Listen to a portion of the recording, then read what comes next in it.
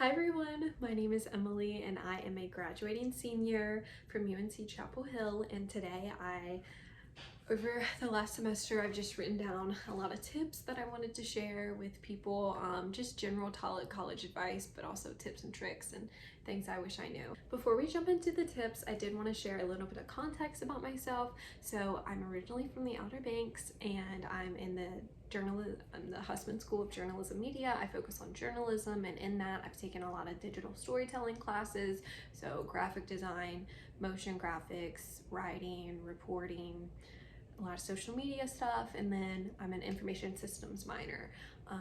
So like anything you see on the internet, take what I say with a grain of salt.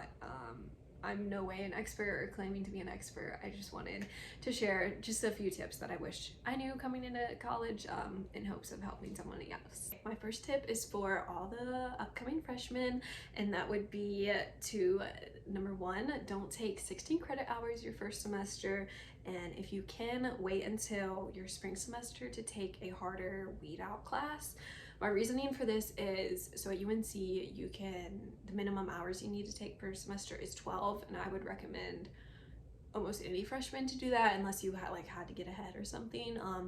But just because it's going to be a lot adjusting to college in general, and if you're going to stress yourself out with 5 or 6 classes, it's just not needed. So allow yourself time to get used to college and adjust to the professors and adjust to the different learning styles and weed out classes. So for me, I'm not a STEM person, so thankfully I avoided the bios and the chemistries and all of that. I took Econ 101 my fall semester freshman year, and it was just such an adjustment in itself because, number one, there's over 400 people in the class, and I'm from a very small town where my high school was probably total 500 people. So going into a class size that big, I didn't know what to do, and it was just an adjustment in itself. And then secondly, it was, can't remember the name of it, I'll put it on the screen, but it was this type of learning style, which meant that you would have to watch an hour lecture before each class, and then in the class, which was an hour and a half, the professor would lecture on that material, and if you hadn't watched that lecture, you would be lost. So just allow yourself time to adjust and get used to the different learning styles and learning ways professors teach in college. So I would say wait until your spring semester to take all those hard classes. Plus, you might later make some friends if you waited till the spring, you might meet some friends who took it in the fall and can give you advice and maybe even sell you their textbook at a reduced rate. So that's my first tip. My second tip is also really good for freshmen and just people in general. It's allow yourself to feel homesick, especially all throughout freshman year. I remember the first night my parents dropped me off and I was there by myself.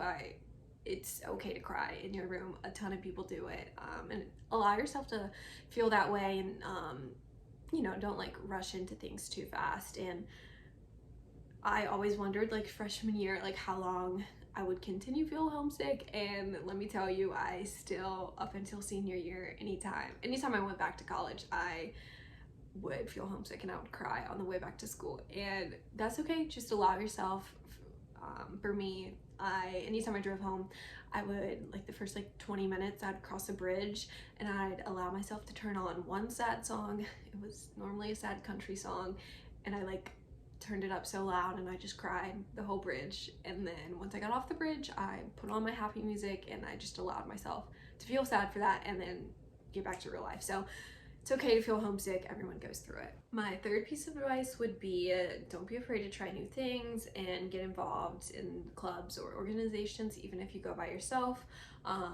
So especially freshman year, when you get there, maybe you're kind of hanging a lot with your roommates or stuff and doing things they want to do, and maybe you heard about a club or an organization and you wanted to go check it out, but no one else wants to go with you, so you're like, okay, I won't go. You shouldn't do that. You should still go, even if you go by yourself, because I'm sure you'll meet friends along the way, and once you get to the club event, you're gonna make friends and they're gonna be happy to see you. A few examples I can give for that would be of not being afraid to try new things. I think my junior year, I went with a friend to a swim club, open swim or something. It was open to anybody wanting to join the club. And I was like, hey, I'm from the beach, I know how to swim, I love to play mermaids in the pool. So I went to the like open lap or whatever, and when I tell you I literally had to leave the practice early because I just could not keep up. And I guess if you're a swimmer, it's like a normal thing to have like a lot of people swimming at once in a lap, like kind of in a line. And the swimmer behind me, this guy like kept like hitting my feet just by accident, just like swimming, you know? And he like hit me like on accident, but he did it so many times that I eventually just got up and left, and I was like, that's not for me. And that's okay, because now I have a funny story about swim club. Also, my roommate and I went to a jump rope club, kind of like open jump type thing.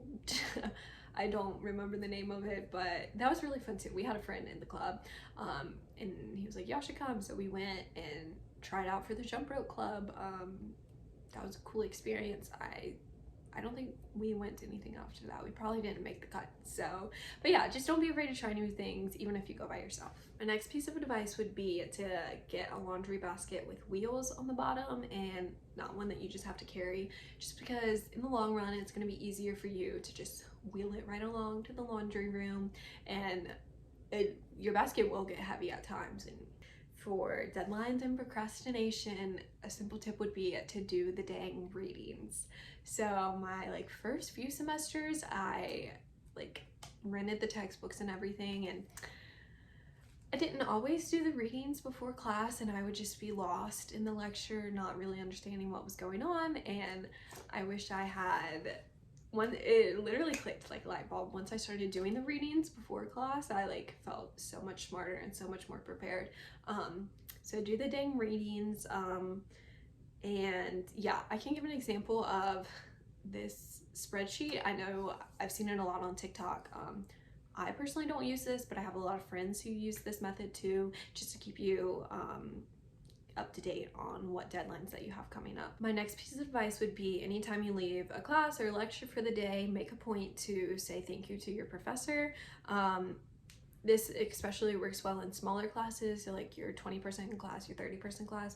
Just, it's a nice gesture to thank the professor for the lecture and everything. And you really want to have a good relationship with the professors, because in the long run they can help you with internships or even jobs, or just connecting you with people, and it's just a nice thing to do. So that's something I always try to do. When you go to an internship heavy university like UNC or other colleges, you can still do meaningful and fun things. So my example for this would be the summer between my junior and senior year. I was like applying for a corporate internship, but I hadn't studied abroad in college, and I wanted to go abroad. That was one of my goals. And I found a program where I could teach English in Italy for a month during the summer, and I really wanted to do that just because I wanted to go abroad. I wanted that experience. So I met with a career advisor in my major, and I talked to him. I was like, look, like I really want like experience, a global experience, but also like an internship experience. And for me, I did a lot of my internships during school and not always during the summer. So on top of my schoolwork, I like interned at places and I did some freelance work. So I already had a lot of experience for my resume. But the career advisor was like, he almost laughed. He was like, it's a no-brainer. Like, go to Italy, go have this fun experience, because in the long run, this might be the only time in your life that you can just drop everything and spend a month there teaching English to kids. So yeah, just be mindful that even the pressure's on since from like day one to like get a summer internship, do this for your resume, things like that. But if you want to do something meaningful and just for fun, like that's okay too. I know I talked about deadlines and procrastination earlier, but I did want to talk about having a planner. So whether that's a physical planner where you write everything down, or keeping like an online planner like Google Calendar, I'd say it is super helpful of just keeping track of all your things and all that you have going on. I used a physical calendar for like 3 years of college, and then one of my best friends convinced me to try out Google Calendar. So I was like, okay, I'll give it a shot. And I will say I prefer now Google Calendar, just because I can access it anywhere. I can have it on my phone, my laptop, and I can pull it up at any time. But when you're with a physical planner, you know, you have to like pull it out of your backpack and check it like that, and you got to keep that thing on you. So that's why I like using a Google Calendar. I'll put some screenshots of ways that I used it to plan over this past year. A lot of people use the term networking, and you might be like, what even is that? Yeah, I think I want to do a separate video on that, just with like all my tips and tricks. So if you like that, be sure to leave a comment down below, and I'll definitely talk about like questions you should ask and how you should go about it on LinkedIn and things like that. You know, the last piece of advice I have is that when you come into college, you might have a lot of expectations. So maybe you've seen a movie that you thought that's what college is going to be like, or you know, you might have here to meet all of my bridesmaids and things like that, that kind of thinking. And I would just say it's okay to have these goals or like ideas, but definitely leave your expectations at the door, just because that will create a lot of pressure on you to do all these things throughout college, and that's just too much pressure. You just need to have fun, and yeah, you're gonna have a great time, but don't stress yourself out with all the things that you have an idea of what you want to get done. My last piece of advice, if maybe you're a rising freshman at UNC or a current college student, is to just have fun.